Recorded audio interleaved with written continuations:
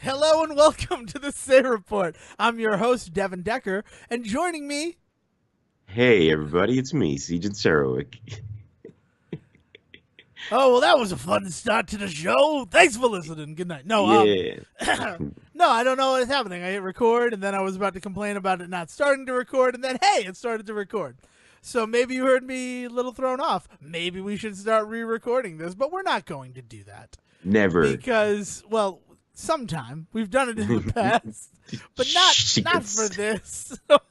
Oh, secrets. No. And the reason why is this wonderful start really leads into what is an unfortunate topic of this week's episode. And that Sejohn is... and Devon series of unfortunate sickness. Yeah, we were both ill to the max. Yeah. Man, like But the like with worst actual kind. sickness. Yeah, like, you know what I love about us though? And I said this to someone and they were like, that's awful. That's horrible. You monster. But I like that we've been friends long enough that we sync up our diseases. I like that we were both sick at the same time. That our sick cycles have synced up together, Yes. yeah. Because this is like the second time that like there's been a big illness at Say Report, which that's impressive. I knock wood, 100%, because in 2 years, like 2 cycles of sickness sunk up. That's incredible. Yeah, it's almost like we like gave it to each other, but we're nowhere near each There's other. So no like way that we could have done yeah. Well, that's the thing. Well, that's the thing for me is I hate being sick and giving it to everybody else. So like if I can avoid it at all costs, I won't go anywhere. And so like I have no guilt here on the Say Report because I definitely didn't give it to you, Devin. And that which is nice because there's a lot of people around me right now that are now sick that I'm wondering. Right, and that's the thing is that I 100% know who I got it from, but I am like also 100% certain it ends with me. Right. Because I am one of these people who, when I am sick, I quarantine myself. Yeah. Because when I get sick hard. I don't do anything like not 100. So I'm sick for real when I'm sick. So I Yeah. lock myself in my room Exactly. for hours and days at a time. I ate nothing on Tuesday. I had 2 glasses of ginger ale and a Sprite. For the record, none of this is actually like advice on what to do when you're sick because that's horrible. You got to get food in your system when you're Yeah, that sick, man. wasn't... No, that's... Well, the fact of the matter is any food I put into my system came right back out of it. Your So system rejected that it food. was bad. Like anything food related. Like broth came up. Oh God. Like it's like, and my stomach's like, no, I don't want that. Mm. Bring me fizzy lifting drink or be gone. Yeah, man. Yeah, I definitely just like crawl into bed with like a wall of pillows around me to just like be like nobody can come in. Nothing comes in, nothing goes out. Right. Oh Yeah. man. And Yeah, it's, so it was an interesting week to just be completely floored. but you know what the worst part about it was? There was one casualty of all this, and that Mm. was Devin Decker Presents 14 Days of the 13 Ghosts of Scooby Doo. Because I was in no condition to talk about the 13 Ghosts of Scooby Doo. Oh no. And I'm quite disappointed, but I have this podcast where I can talk about the first episode of the 13 Ghosts of Scooby Doo, because it was the only one that like it. Okay, 13 Ghosts of Scooby Doo. What do you recall, Sejan? Scooby, Shaggy, and Daphne somehow get wrapped up with Vincent Price, who opens up a box and ghosts come out. But that's about it. Okay, that's good. That's pretty much it. Scrappy is there as well. That's All right. okay that Yeah. you forgot him. Yeah. Flim Flam is a new character introduced because it was that time in animation where like quirky Asian sidekicks were all the rage. Oh, Like God. he is short round before short round. All I'm, right. I'm pretty certain that Ghost of Scooby Doo came out before short round even existed. And also he's a con man if you didn't get that from the name of Flim Flam. In the Oh, gross. so Sorry. and Vincent Price plays a character named Vincent Van Gool. So Right. we know the characters, and you're sort of right about the chest as well. So the Hmm. first episode opens and we're in the mystery flying machine, and Shaggy's flying a plane, which I don't believe that he has the ability to do that. I don't know. I would maybe put that firmly in the category with Launchpad of people that should not be, but I guess if they know, we just have to accept it. Norville Rogers, canonically licensed and trained pilot. So I like referring to him as Norville, by the way. Oh God. His Christian name.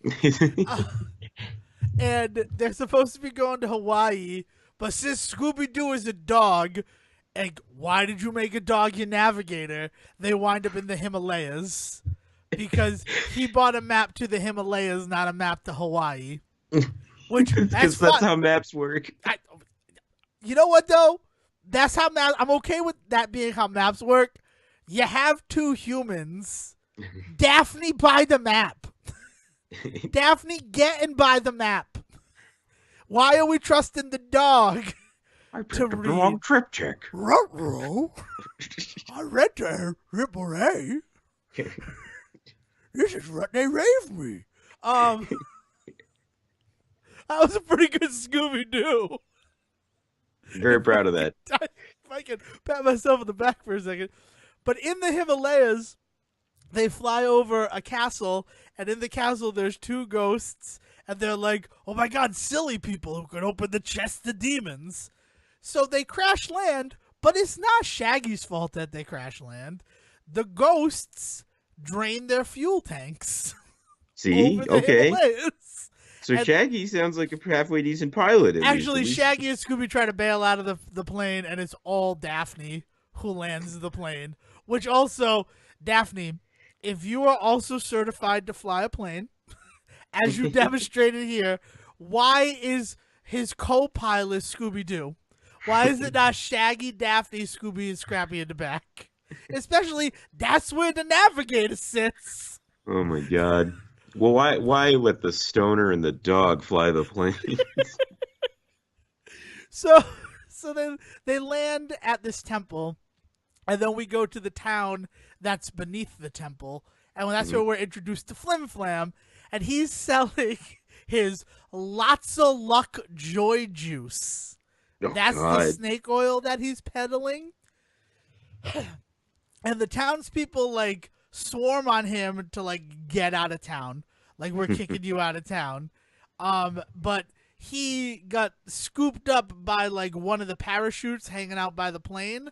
So he's saved by that. This is a very elaborate It's plot super line. elaborate for they do a lot. So then they're all captured. All the people Scooby and them and Flim Flam, they're all arrested by the townspeople for crashing in a non-crashing zone.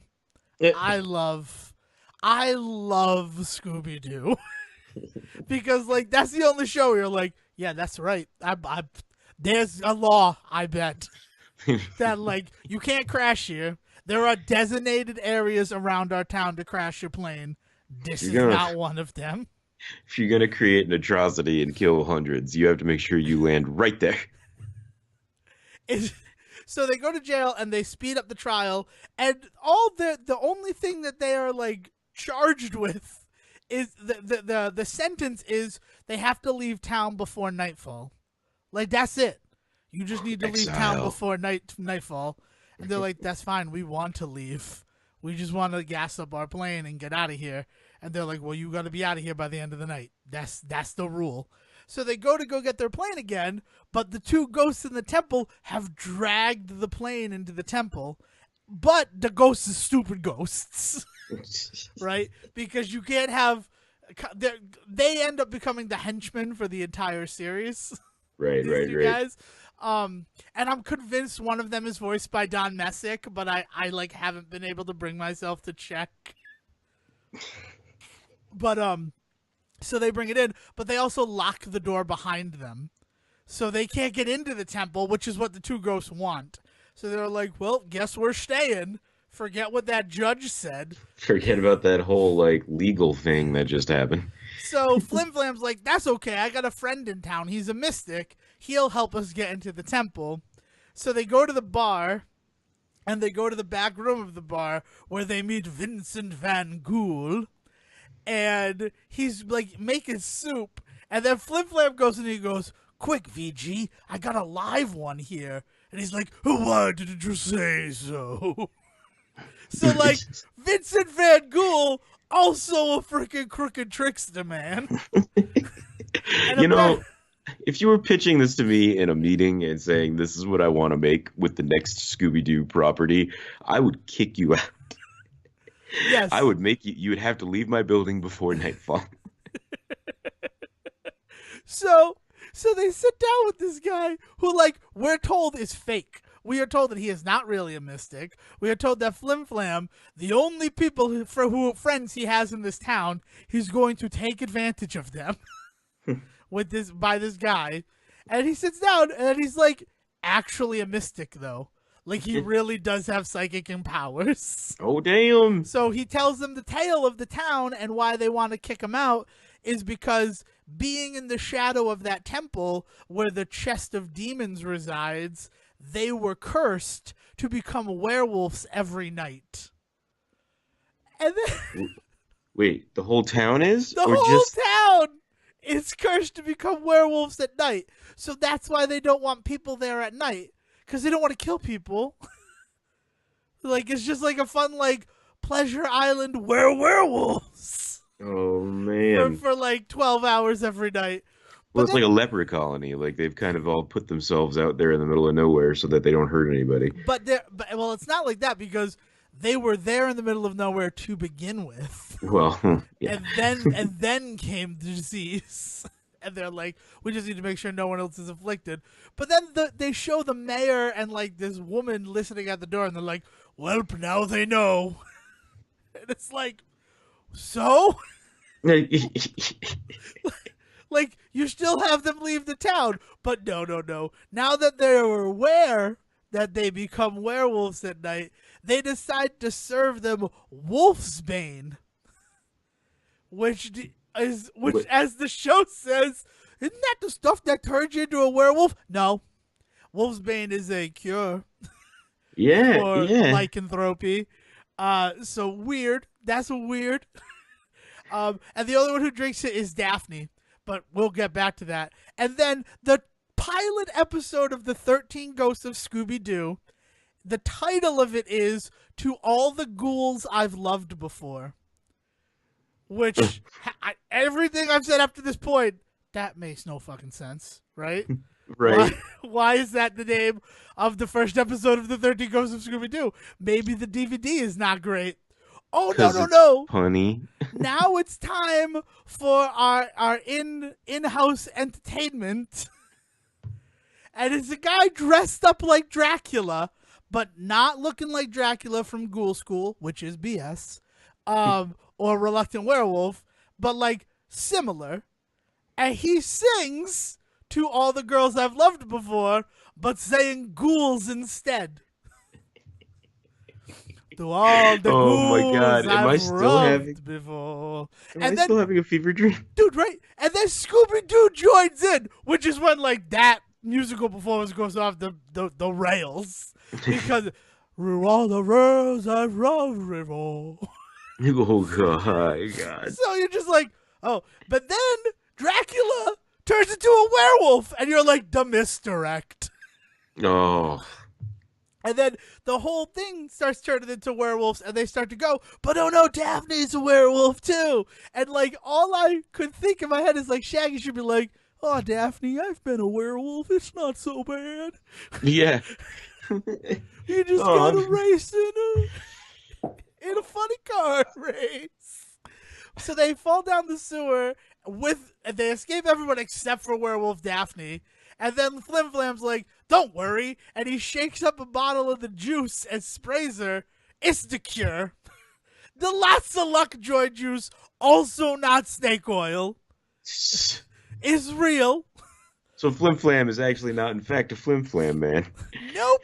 He's also like, if I had to guess, he like 11 is the oldest he could be, and he's probably younger than that. Oh, So, man. so from there, they're like, well, let's go back to the temple. And at this point, the ghosts have just cut a hole in the wall so they can come in.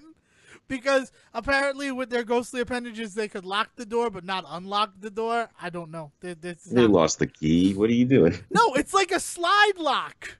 It's not even like there's a key. So they go inside, and then it's like, no. And then the werewolves all show up, and Flim Flam cures them, and they're like, you're heroes. And they're like, but you shouldn't be in here because, like, the chest of demons is in here. And it's like, by the way, why are you acting like everybody knows what the chest of demons is? So they're like, oh, what's that? And they're like, it's something that could only be opened by the stupidest people in the world. And then Scrappy, oh, yeah, by the way, where's Uncle Scooby and Shaggy? No. And this episode continues to a full-on Let's Make a Deal parody called Let's Make a Squeal, hosted by Haunty Mall. Haunty Mall. The jokes aren't even like, they're not even trying. It's just like, oh my god. And it's like, it's called Let's Make a Squeal, and Shaggy's like, Scooby, that's your favorite show. So they're offered money, or they could take number 1, which is their plane, number 2, which is a luxury doghouse, or they could take the mystery box. And like in the room, I'm like, oh, I mean, the plane's a plane, but the mystery box could be anything. It could even be a plane. So they take the box. Of course they do. Of course they take the box and release the 13 Ghosts of Scooby Doo. Oh my god. So then Vincent Van Gogh's like, you gotta go catch them, because only the people who let the ghosts out can catch them. Which, like, I like a good curse like that, to be completely honest. Like, you idiots plot convenient curse? Yeah. Yeah, right? Oh, and by the way, take this orb. I'm in the yellow pages. That's the joke. And then they go to Hawaii anyway. And they're like, next up, Hawaii. It's like, don't you have ghosts to catch? Wait, didn't we just talk about this? So that's the first. That's the first. It's insanity. Like, I did not remember just how crazy it got. And then a man dressed as Dracula singing a, like, the slightest parody, the slightest license lawsuit avoiding change to All the Girls I've Loved Before. Oh my god. And then he turns into a werewolf, and then there's still more. Like, it packs so much into one episode of this show, and I'm so excited to watch the rest. And I'm not going to regale everybody with that. That's why I wanted to do a podcast to have this exact type of conversation. But I was super sick. And then, despite my exile, so I know it didn't come from me, Dale also got sick. And she was going to be my wayward co-pilot for navigating this show. Yeah. So she was not available after I finally got healthy again. So we're still going to watch it. And we're still going to be ready for the final resolve of the 13 Ghosts of Scooby Doo, because it was never resolved before. Right. It never ended. So, like, they're finally resolving it February 5th, and I'm very excited. But, like, that's the thing that I did that I was going to do a whole other podcast about. And that's just, like, kind of what the podcast would have been. But unfortunately, germs got in the way. Oh man, yeah. I don't know how you could even watch that while you were sick. I would have just been completely out of my mind. Dude, not only did I watch it when I was sick, it may be why I'm cured. Hey, look at that. It may have caused all the germs in my body to commit Harry Flim Flam Carey. juice in you. Lots of luck joy juice. We actually played Pandemic afterwards. Like, we watched it at 10 at night.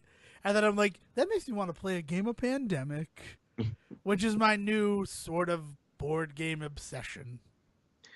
Which is amazing, by the way, that you have a board game obsession. I cannot I don't have a board game obsession. I have an obsession with a board game, and that board game is Pandemic. It's very, I don't know, semantic-y.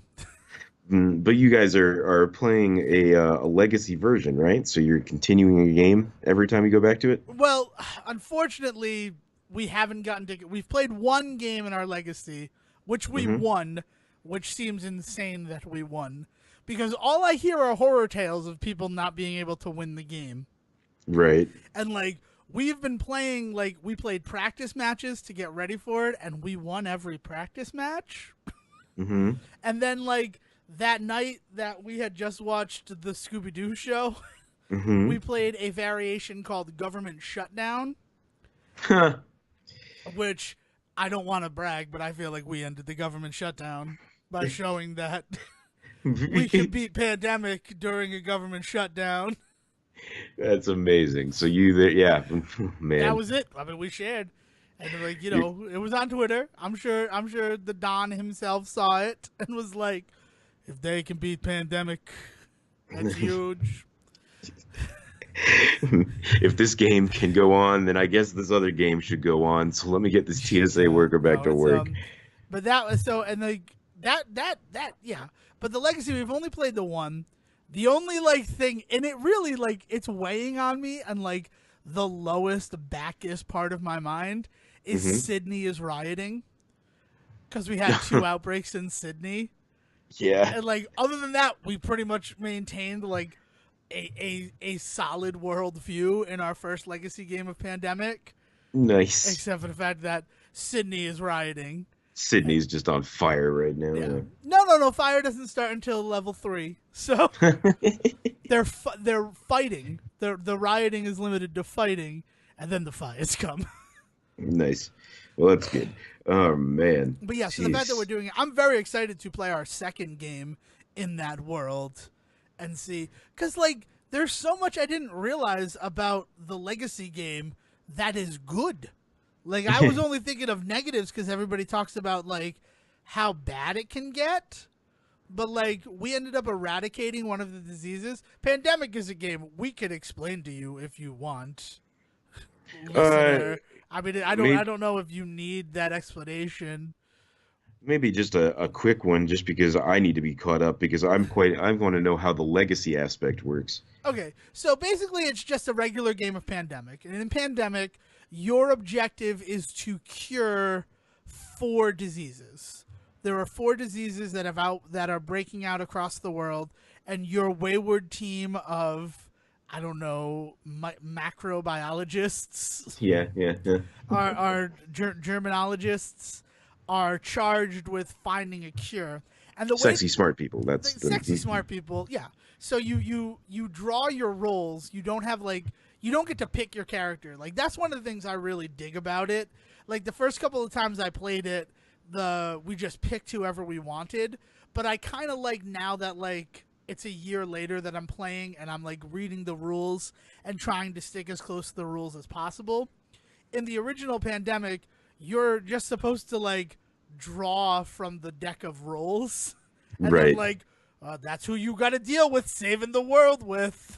Yep, sorry, you didn't get the best character, but you got a character. You got a character who's capable of making it so when you use an event card, which may or may not come up, you could save the action and use it again later. No, that good. Thank you, contingency planner. You're real helpful. So you've so So you Legacy, though, you do get to pick from your character from the 5 original roles for the game. right. And you just basically play a game of Pandemic, but there are slight little things. So the goal is to find the cure. In order to find the cure, you need to get 5 of the same colored cards, and each Okay. city represents a color. Okay. And then you have to turn them into a research station. And then once the disease is cured, if you can remove all remnants of it, which are little cubes, it's sort of like reverse risk. That's the Nice. way I would describe Pandemic to people. So if there are no cubes of a disease left on the game board, that disease is eradicated. Now that really doesn't play as big a role as you'd think. That's not the goal of the game. I was convinced that it would be eradicating all disease would be Right. the goal of the game. And become so like superhumans. yeah, right? Like that and then that would be crazy. But really all you need to do is find the cures.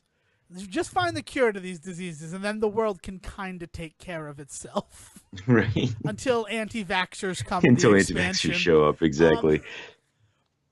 so, but the thing is that in the Legacy game, the coolest thing about if you're able to eradicate diseases, your researchers find a positive mutation to the disease. What? A Like positive a mutation? positive mutation because well like okay spoilers for Pandemic Legacy Season 1 if you were ever considering playing it. You have a legacy deck and you take cards off of it and on the back it will eventually have a stop sign and then that stop sign will tell you when you continue pulling cards from your legacy deck. Right. So the first stop says do not draw this card until 2 epidemic cards have been pulled. That's like a thing that happens. Right. Right. So when you get that second epidemic card, that's when Pandemic stops being Pandemic and becomes Pandemic Legacy. Mm-hmm. And at that point, whichever disease is the most prevalent in the world, it gets a negative mutation so that it can no longer be cured. Oh no. And instead of like one of your actions on like a regular player turn is to treat disease, which you're able to treat diseases without curing that disease. Like Right. that's Right. allowed. And it only takes one action, but that now the mutated disease, which is I think it's Coda 438, yeah, Coda 438, I think. It takes 2 actions to even treat that disease. Oh my And it god. can never be cured. So like that occurs and you're just like, well fuck. And like the real well fuck of it came from the fact that it was red, but we had let red kind of spiral out because we were about to cure it. Oh no. So Oh like no. red became our Coda disease. Oops. That's okay though, because we still were able to clean up and save it, and we were able to eradicate the black disease. So then, at the end of the game, win or lose, you're able to do 2 game-lasting effects, Right. and that can be like upgrading your players so that they have a different action, or they have a different skill, or Okay. whatever. But the eradication of disease allows you to positively mutate that disease, which is kind of cool, right? Like it's the sort of thing that would probably happen in the real world. Maybe. Yeah. Like, well, yeah. So the So first, what? Yeah. What are positive so mutations? the positive mutation, you can only do them in order, right? There's a skill tree of 4 positive mutations that can be applied to diseases.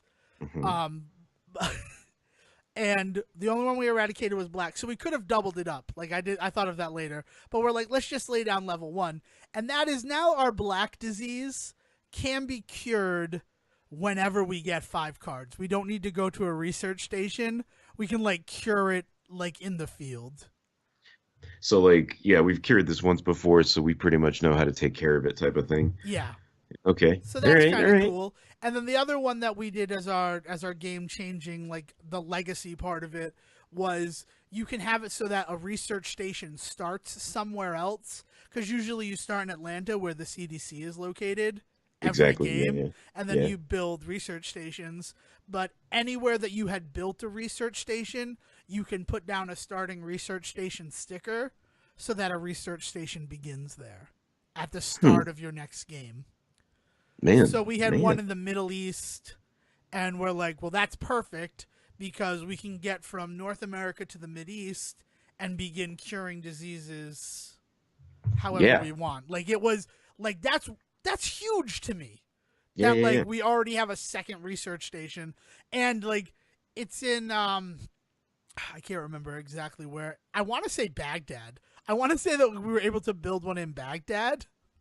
So as long Wow. as Outcast stays away, we'll be fine. Well, yeah, man. Yeah. Um, As long as the world doesn't go to war and your research station doesn't get destroyed, sure. well, yeah, if 2 outbreaks happen there, then our research station will be destroyed. That's the other ill of rioting. So Sydney will never have a research station Think of the Oops. sad little Kiwis, which is actually New Zealand, but it was the joke that I wanted to say. Um, so like that's a good place because it's like connected to 6 different places. So like Yeah, in terms of like starting, we're in pretty good shape, and that's that gets awesome. us closer to all the red, which will be a nasty freaking virus as we That's continue to play this game. Yeah, that's really cool. Yeah. We've been playing a legacy version of Betrayal at the House on the Hill. Have you ever seen that one? No, I don't like board games, so I Betrayal don't at look them the out. Betrayal at the House on the Hill is a play on the House on the Hill, the Vincent Price movie. You Okay. know, and so the whole thing is that in the normal game, what you're doing is you're a group of people of you get to pick which character you want to be each game. Each character has their own stats. You know, some are faster, some are stronger, some are smarter, all that stuff. And then you're all exploring the house. And so as you explore the house, you're laying down tiles so it is a different house every time, right? Because you're exploring different rooms every time. And because of that, the layouts are always different. So you never quite know when you're going to find the kitchen. You never quite know when you're going to find the way to the basement, that sort of thing. And then eventually, at some point, you find all these little like cursed objects in the house, and you make rolls. And eventually, somebody makes a bad roll when they find a cursed object, and odds are that person then becomes like the bad guy, the traitor, and they did like the scenario starts, and the scenarios in the base game are insane. They can be anything. I have fought cannibals, I have fought aliens, I have fought killer plants. Like any horror scenario you can think of, they have probably thought up an ending into that game for you to like play through. And then depending on what the scenario is, your goals are different. Do you kill the cannibals? Are you escaping the plants? Like what are you doing? And so the legacy aspect to it is amazing because what it is it's the same house every time, but because it's a haunted house, the rooms are constantly changing. And what you're doing is you're playing through different generations of families. So at the start of the game, you actually design like an entire like family that starts in 1666, and then you play as like this person in it, and you have to write down like what's their name, what's their age, what's their connection to the family, and then at the end of it what their fate was, so that the next time we come back it's now 35 years later, it's now the 1700s, right? And now you're playing, oh, I'm this guy's son and he died mysteriously in this house, and I have come to find out what happened to my father all those years ago, right? And that's how the next one starts, and then that guy dies, and then right.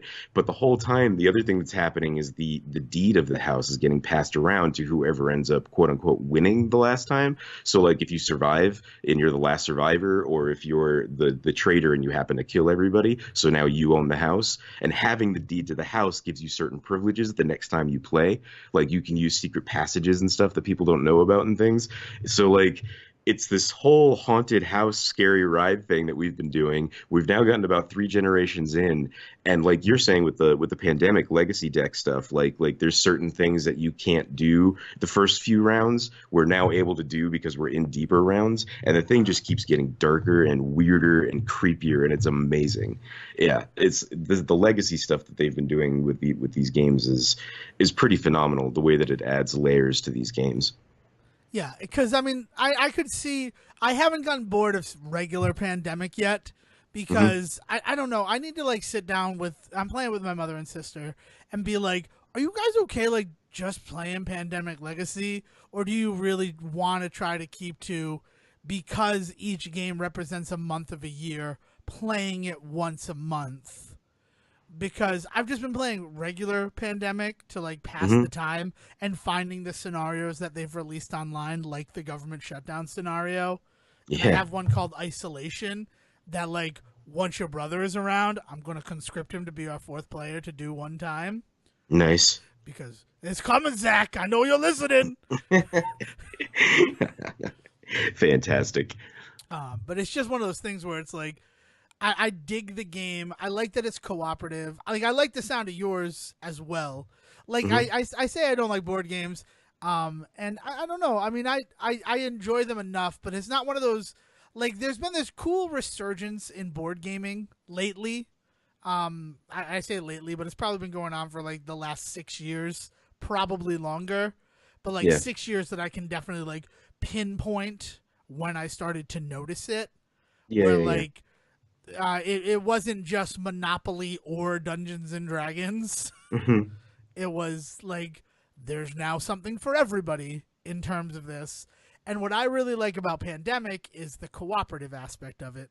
The Yeah. fact that it's us against the game. It makes Mhm. it feel more like a video game, which Mhm. is, I'm a big video game Yeah, guy. yeah, yeah, yeah. Yeah, yeah, and what's great about Betrayal is it definitely starts out that way. It isn't until the twist, right? It isn't until what they call the haunt begins that it really becomes a possibility that you're against somebody. But also one of the possibilities at the end of Betrayal is that it isn't a person, that it is something like we've played one where the house starts to collapse in on you. So you need to be able to try and get out of the house, but the problem is because the house is collapsing, rooms are disappearing. So your escape routes are getting weird. So like, that could happen. But for the majority of it, basically what I have found is the first like 45 minutes you play the game, you're playing together. It isn't until the last 20 that it becomes again, you against everybody or whatever.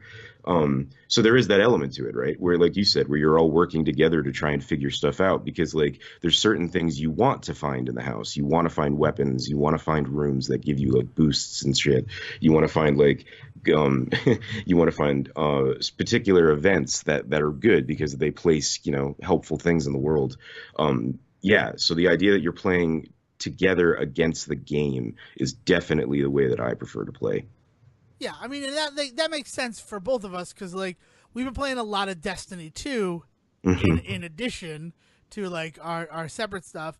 And what I dig about that game is that it's joint PvE Yeah. because I'm not a big fan of player versus player stuff. I like fighting the environment of the game and the fact that like we log on, we become a fire team, and then it's us versus some like fangly toothed monster. Right, right, exactly. Like, that's fun because there's a sense of camaraderie that a lot of this stuff. I'm competitive. Hmm. I look at the trophy that I have on my little desk. I look at my hockey equipment that I have to the right of my desk, and I'm like, yeah, it is not surprising that I'm competitive. I played in competitive things growing up. And Right. like I was never the kid whose like father was like, win or I'm not talking to you, right? Like my Right, right. father loved me win or lose. I Hmm. was lucky enough to have that, but it didn't change the fact that I wanted to win. Yeah, So yeah, like exactly. anytime I play a board game, I want to win. Hmm. And sometimes that can get out of hand because especially in these games where like luck is a factor, so you Yeah. can be like doing everything that you need to do to win, and then someone just gets the roll of a fucking lifetime. Hmm. Like there's no strategy in that. You just rolled fucking double sixes. And then again, because doubles let you roll again. Right, yeah, there's too much chance in certain games and it makes them no fun. Yeah, I get that. Yeah. Sorry. Sorry. I like I revealed some fearful Devon. Um but yeah, so that's And something else. yeah, no, That's I fun. I think that that's a but like I think that's something that is part of everybody, right? Is like we much more prefer playing together, and you can point to things like Overwatch and things like that where people get in on and and play competitively. But I know that a lot of people play that and they team up with their friends when they play that. So they're playing against strangers and I'm thinking of things that have just completely fallen on their face, like Evolve. Remember that one Mhm. where like the whole like shtick was you get to be the monster at some point. And the problem with that game is nobody ever wanted to be the monster. Everybody wanted to be on the team together. Or like Friday the 13th was another one where like you get to Yeah. play as Jason, but the problem I found with that game is everybody wanted to be Jason. Well, right. Nobody Nobody wanted to wanted team to be up. the people. Yeah. Nobody wants to be the cannon fodder for Jason. So Yeah, like man. like Evolve fell on its face, but they did a nice job making it so that like being part of the team was the fun part of that game. Yeah, Like it's yeah. not fun being the juggernaut that everybody's trying to kill. Right. Yeah. So like there is something I think to the idea that we do kind of prefer playing together co-op. And I think for a while I think the attitude, especially in video games, but I think the attitude in gaming for a while was like be the best. And then we quickly realized, well, not quickly, not at least not quickly enough for me. We soon realized that like, maybe co-op modes are not as bad as we thought they were, and we brought them back, you know? Yeah, I just wish that like couch co-op were more of an option than it is. Yeah, no, it should definitely be more prevalent for sure. Yeah. Yes. But I mean, like we say that, and there's still stuff like Battletoads is this year, and that promises a coach co-op experience. Hooray. Nah, kind of Also a new, Battletoads. also Battletoads is back. What? Oh, you didn't know about a new No, Battletoads? I, I am aware that it is coming back. I cannot believe it's still. Well, like the thing is, when they talk about coach co-op, I then immediately think of the arcade game for Battletoads, which Yeah. is basically like it's just a coin muncher. Like Yes. it's a quarter, like dump your coins in. But like any game like that is made easier with other people. I mean, that game scales difficulty when there's other people, and that's completely fine. And it's what you should do, right? Because you want Right. to get as more of my money. But like creating it specifically for an at-home experience, I don't know, because like Battletoads as a game, like you mentioned Battletoads, you think one thing: hard as friggin' nails Yeah. and unfair. Right. Yeah. Right. Well, So and so like that's something that I think a lot of games have come up against though that we've tried to restore from that era, Like how like putting anything on a disc now that was back then the whole point made to eat coins. It gets a little weird, right? I'm thinking like the Simpsons game, when they re-released that a few years ago, or even Turtles in Time, like even playing some of the Turtles games, it's a little weird. Turtles lucked out because it had other video games in its like back in its history to like work with, right? yes. Like yeah, so like they had at least that benefit. But like playing that Simpsons game, that was the Simpsons arcade game, is ridiculous now because you have like unlimited lives and you can switch characters and stuff like that and all sorts of ridiculous stuff that you couldn't do in the arcade So I version. will actually. You point at The Simpsons, and I understand that as an argument, and I'm not going to say that you're wrong with that. But Hmm. the one that was the big problem for people Yeah. was the X-Men arcade game when that Hmm. was first released to like the Xbox arcade and the PS3. Hmm. Um, because it didn't have any sort of way that you would be limited in how many times you could continue, Right. and like you have your mutant ability, which yes, that takes away 3 points of life, but when life doesn't matter, that game is affected. Yeah. Like, yeah, Right. I'm just gonna use my Colossus scream Hmm. and kill everything. Like Yeah, or this you is just not run fun. into every situation without any Right. concern about like where, yeah, there's no tactic anymore because there's nothing stopping you. And Yeah, yes, the Simpsons game does suffer from a little bit of that, but it's a little bit more rudimentary, so you're not gonna have the problem of Bart doesn't get to use like a super move right, whenever he wants. right, right, right. And yes, you can still play that game casually and have completely unlimited continues. But I also really like they have 10 credit or 40 credit party modes Yeah, yeah, yeah, where yeah. like you have 10 quarters in 10 Good. in 10 credit mode. So you have $2.50. Can you beat this game on $2.50? And that's fun. And I really like 40 credit mode where like you get to play with other people, but you only have 40 quarters amongst you. So Hmm. if you have somebody who's just like running into stuff and And just dying, yeah, like just eating your cash. yeah, Yeah, it's this weird thing. And it's like this cool thing because it gives you a way to challenge it. So like yeah, while I agree that that game was sort of defanged once you had unlimited continues, unlimited credits, I also give them a lot of credit for seeing the issue with the X-Men game and trying to come up with some system to yeah. fix it. Trying to fix that. Well, right, and then and like you said, like they introduce these ones for people that want to play that way. I think that. I think it starts to fall apart though when that's not introduced as the main game. So people that don't necessarily know what they're getting into, don't necessarily know what the game used to be like, the game that they're then being introduced to. It's very it's it's a really tricky way to bring that stuff to save that stuff historically, right? Because if I'm using it as something like I want to see what the old Simpsons arcade game was like, well, in order to do that, you're gonna have to play that 10 credit mode because like that's what you did is you walked in with $2 and quarters and you tried to beat that thing. And when you ran out of that money, that was all your money because you were just a 12-year-old kid. So good luck, The right? first Like, time that I finished the Simpsons arcades game mhm. was at United Skates of America, Hell yeah. and like on those $2, I got to Mr. Burns, and Hmm. then I died, and I had no quarters, and all I had was a 5, and I turned that 5 into quarters, and I ran back, and I was able to continue and beat the game, but then like I had 19 quarters Yep. because I was 1 quarter away. And like that $5 was so I could get like a piece of pizza. Well, good thing that the United States probably takes courses for Well, pizza. yeah, no, I know that. You're right. Like it still work, but like I'm like, oh, now I got all these quarters. Yeah, yeah, no, man.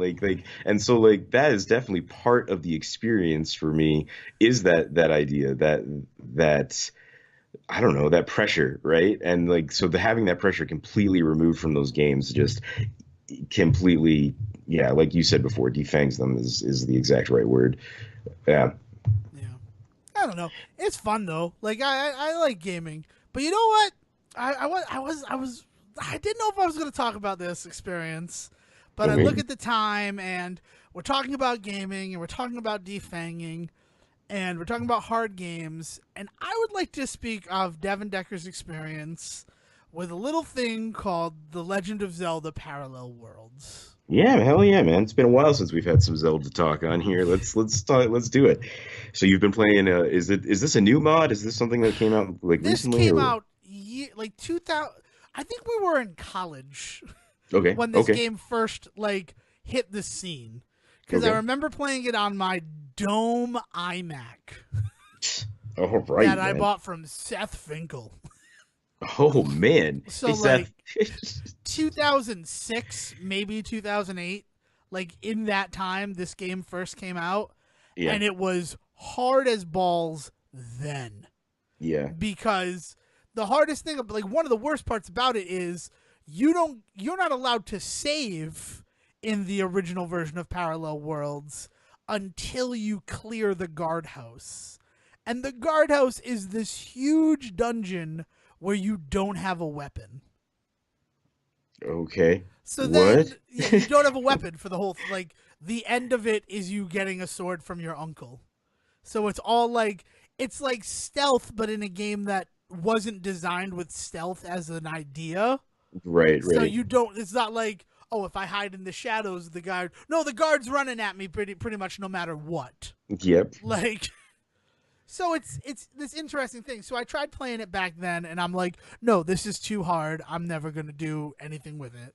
And then like my resurgence of Link to the Past happened at the tail end of 2015. Right. No, 2016. I'm sorry.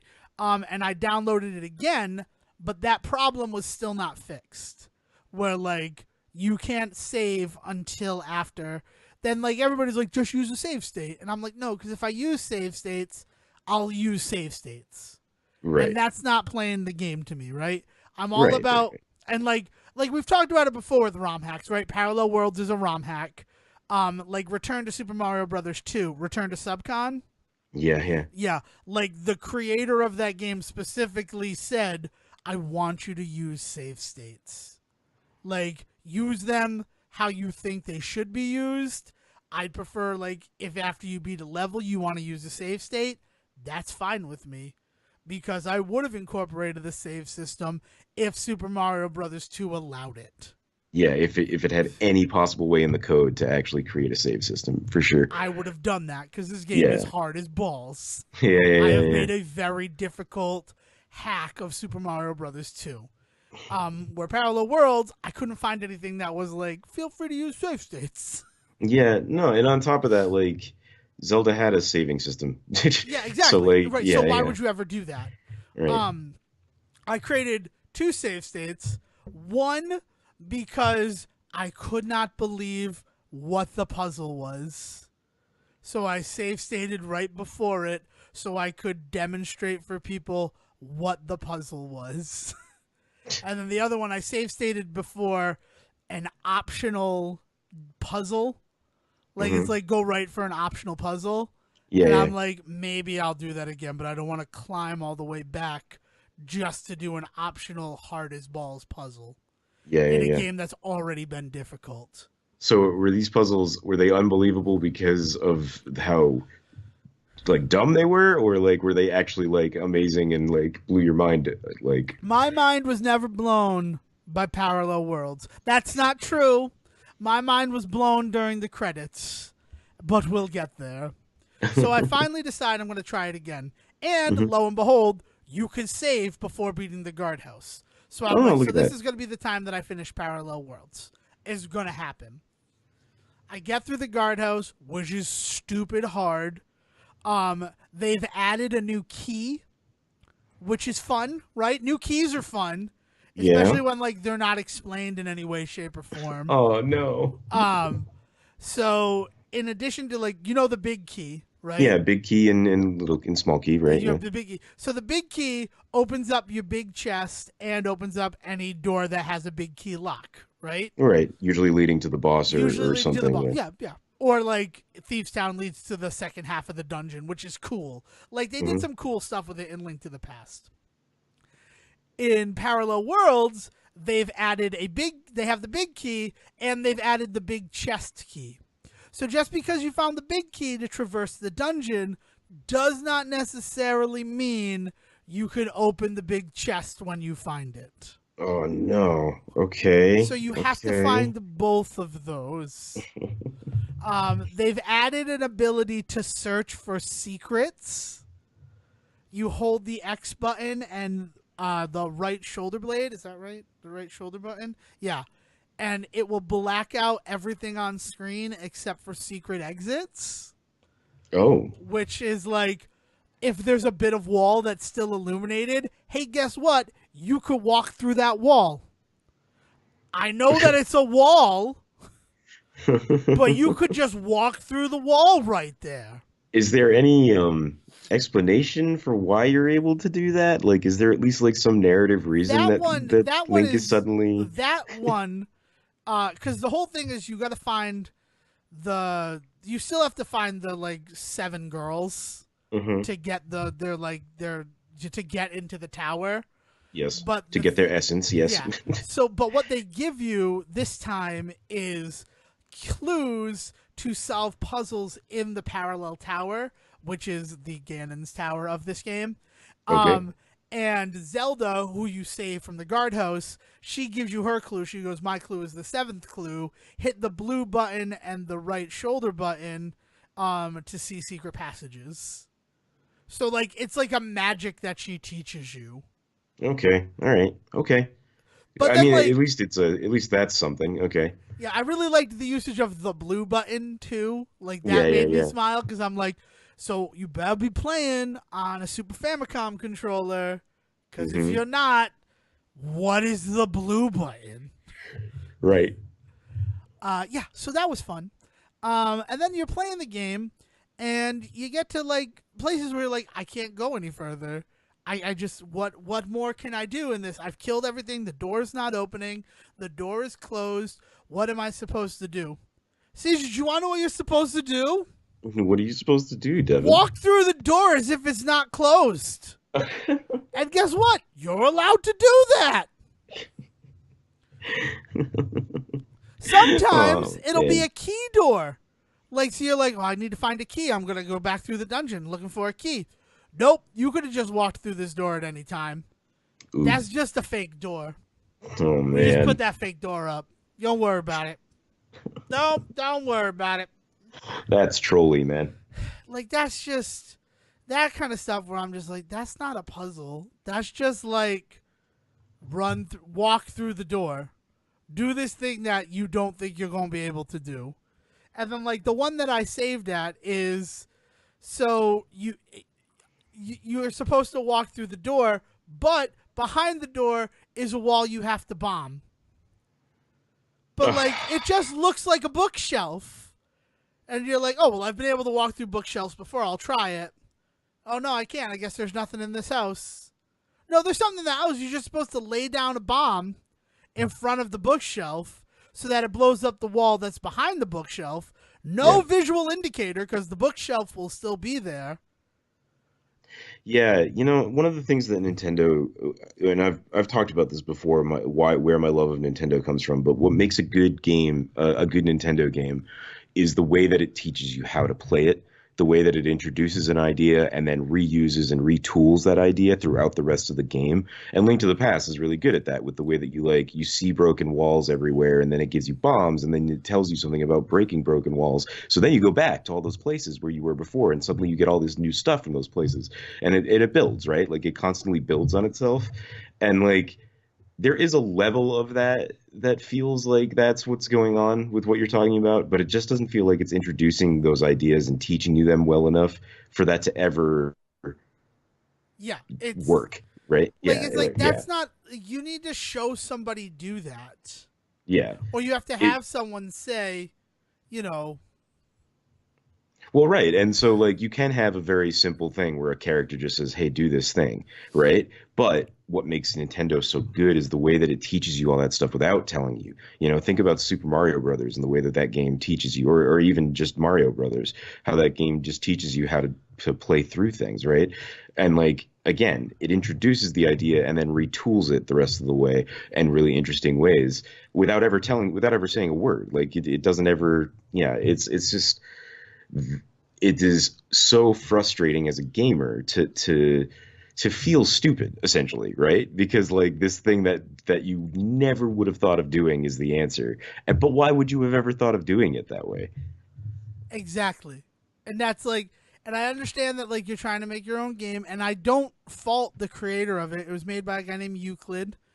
Hmm. I don't fault him for that because like sometimes you want something like that's difficult, but then Yeah, like my mind immediately jumps to as you've gone to the Mario stuff that's out there. Like right, there are Super Mario World hacks, right? right, Kaizo hacks, which is really just Japanese for hack. So I don't right. know. That Hacks. are ridiculously difficult, Right, but the things that you need to do are known. It's like right. stuff that is known to the community because it's stuff that you already did in Super Mario World. It's Hmm. like just taking it to that next level. Like you Yeah, always yeah, knew that you could jump off of something that you were holding if you timed it correctly. right. This is how you solve this room. Exactly. Is by Yeah. doing that 3 times perfectly. And Well, it's and like and and even Super Mario World itself had some of those really difficult elements in its final levels, especially in Star Road and stuff like that, right? So like hackers are sorry, it's just we got to think of a new way to like these guys are more than just hackers. Like these guys are artists what they're doing. that So I know like that's like my mother. I was complaining to her about the parallel world stuff, and she's like, "Yeah, but like you should have seen that coming. Like it's right there in the name." And I'm like, "No, no, it's No, right. Like they take that stuff and they run with it in such beautiful ways. And you're right. Like the Super Mario stuff that's out there is amazing because I see somebody do a Super Mario run and I don't think I could ever do it, but I can see how they're doing it. And that's awesome, right? Like that's like watching sports to me. Like I'm never going to play professional football, but I understand how to play football, so like seeing it played well is amazing, right?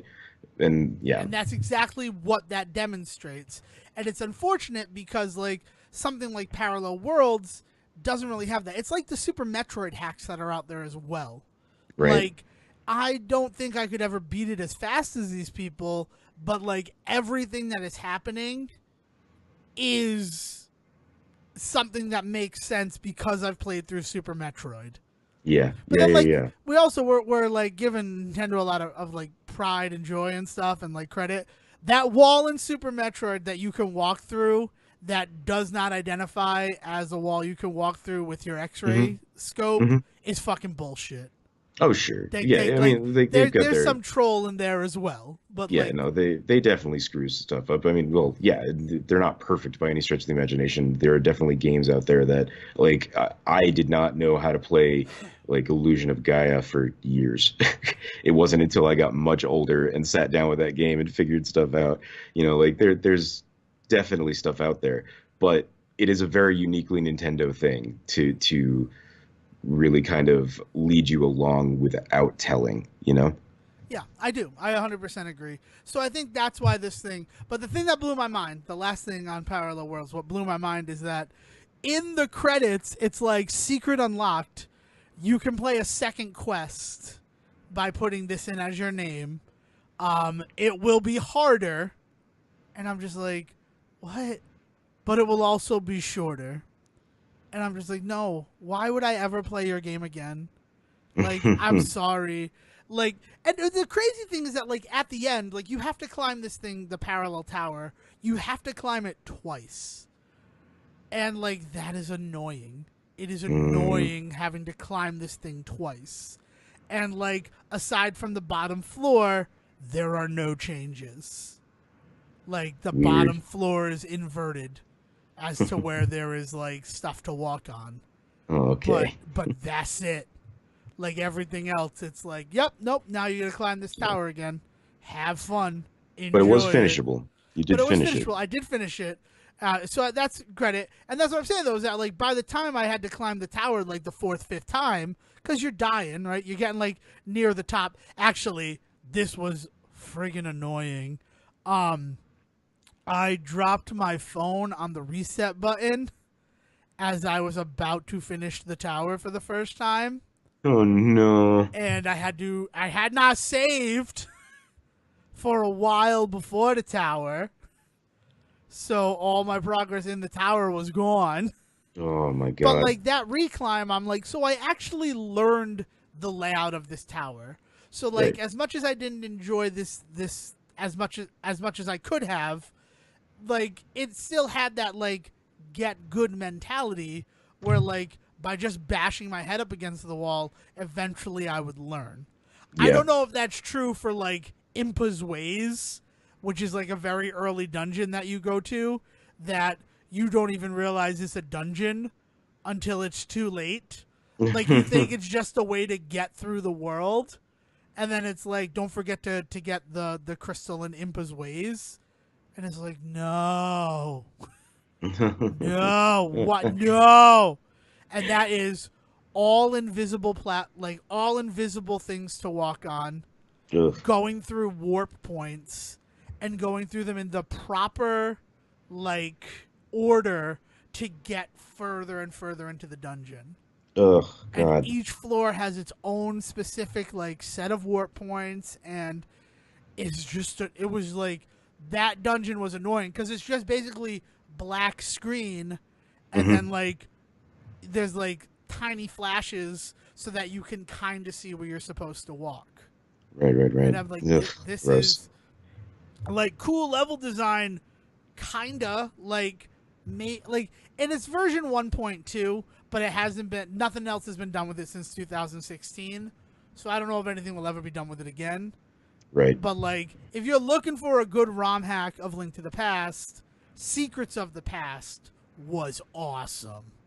Cool. And like, and that's the other thing is that like, if I hadn't ever played a really good ROM hack of the game, maybe this one wouldn't have hit me as strangely as it did. Yeah. But that's life, Man. right? Yeah. Anything to add before we allow these people to go on with their days? No, man. Stay healthy, everybody. Government's back open. We just want to throw that out there. Woo! Who knows how long, but it's back open. Three People are getting weeks. their It'll be pay. open for 3 weeks. Yeah. But we'll see. Because let's be honest, he agreed to reopen it so he could have his big speech on Tuesday, Yeah, and the Super Bowl could and go the off without Super a Bowl hitch. could happen without a problem, and then it's gonna close down again. So Gross. because he still wants things, right? Yep. Yep. And Yeah, I know. it's just sorry to bring it down right at the end with like a realistic timeline that I hope is proven false, Yeah. but But like yes, like I was saying, everybody out there, stay healthy, and those of you that are finally getting your payback, like congrats, like you deserve it. I yes. cannot. Ugh. Thank you for working when you weren't getting paid. Yeah. Like that's the big one, right? Yeah. I've been on a government furlough, as a employee of the state. Like it's not fun, to Right. like have to go into work knowing that you're not getting paid for it. Right. So like, thank you to everybody who did that. But yeah, man. 100%. No, I think that's it for this week. Yeah, that'll do it. So if you would like to follow along, we're on Twitter at The Say Report. If you want to follow me personally, I'm at Devin D. Decker. And you can find me at Siege versus the World. And until next time, William, why don't you tell us what it's like to be so close to a city that's rioting? Thank you for listening to The Say Report with your host Devin Decker and Sejohn Selwick. Please follow the guys on Twitter and Facebook by searching for The Say Report, and you can always subscribe on your podcast channel so this is delivered straight to you and you can enjoy it every week. With apologies to your mother, we'll see you next time.